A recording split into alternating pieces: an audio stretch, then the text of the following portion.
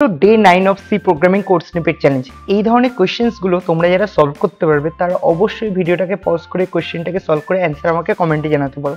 ততক্ষণে আমি দেখে নিই যে কিভাবে কোয়েশ্চেনটাকে সলভ করা যায়। দেখো, এটাও আমাদের আবার একটা ফর লুপের কোশ্চেন এবং এখানে দেখো আয়ের ভ্যালু ইনিশিয়ালাইজ করে দিয়েছে আমাদের -1 দিয়ে। ওকে, তো ফর লুপের ক্ষেত্রে আমরা জানি ফার্স্ট এক্সপ্রেশন এইটা, সেকেন্ড এক্সপ্রেশন আমাদের এটা এবং থার্ড এক্সপ্রেশন এইটা। তো ফার্স্ট এক্সপ্রেশন যখন সলভ হবে, এটা পোস্ট ইনক্রিমেন্ট আছে। পোস্ট ইনক্রিমেন্টের ক্ষেত্রে কি হয়, যে ভ্যালুটা থাকে সেটাই আগে ইউজ হয়।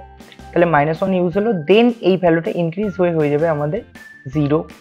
আচ্ছা, সেকেন্ড এক্সপ্রেশনে যখন আসবে, এটা দেখো প্রি ইনক্রিমেন্ট আছে। প্রি ইনক্রিমেন্টের ক্ষেত্রে আগে ভ্যালু ইনক্রিজ হবে দেন ইউজ হবে। তাহলে ইনক্রিজ হওয়ার পর এই জায়গাটাই হয়ে গেল আমাদের 1। এইবার দেখো, এটা আমি কি বলেছিলাম, এটা হচ্ছে আমাদের কন্ডিশন এক্সপ্রেশন। কন্ডিশন এক্সপ্রেশন যদি নন জিরো ভ্যালু হয় তাহলে লুপের মধ্যে আসবে।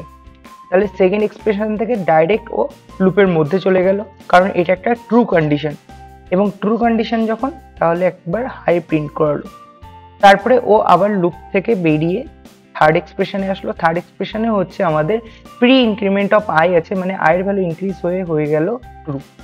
এবার তারপরে এখান থেকে আবারও সেকেন্ড এক্সপ্রেশনে আসলো। সেকেন্ড এক্সপ্রেশনে এসে আয়ের ভ্যালু এখানেও আবার প্রি ইনক্রিমেন্ট আছে। প্রি ইনক্রিমেন্টের ক্ষেত্রে আবার ইনক্রিজ হয়ে যাবে আমাদের 3। ঠিক আছে, 2 এর ভ্যালুটা ইনক্রিজ হয়ে যাবে আমাদের 3। এবার 3ও একটা নন জিরো ভ্যালু, তাহলে আবার প্রিন্টএফ হাই প্রিন্ট করাবে। তারপরে আবার এই লুপ থেকে বেরিয়ে আয়ের ভ্যালু ইনক্রিজ হয়ে যাবে আমাদের 4। এবার তারপরে আবার যখন এই সেকেন্ড এক্সপ্রেশনটায় আসবে, ঠিক আছে, সেকেন্ড এক্সপ্রেশনে যখন আসবে, এখানেও দেখো আমাদের প্রি ইনক্রিমেন্ট আছে। প্রি ইনক্রিমেন্টের ক্ষেত্রে আবার 4টা ইনক্রিজ হয়ে যাবে, মানে এটা আবার একটা নন জিরো ভ্যালু, তার মানে আবার হাই আমাদের প্রিন্ট হবে।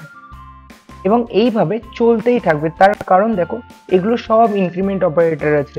তো এখানে আর কোনো পসিবলই নেই যে আয়ের ভ্যালু আবার পুনরায় কখনো 0 হবে, এটা পসিবলই না। তো সেক্ষেত্রে আমাদের লুপটা অলওয়েজ চলতেই থাকবে এবং হাই অলওয়েজ চলতে থাকবে, এবং এটা কত অবধি চলবে, ইনফাইনাইট লুপে চলে আসবে। ঠিক আছে, তো এই কোশ্চেনটার যে অ্যান্সার সেটা আমাদের ইনফাইনাইট লুপে হাই প্রিন্ট করাবে।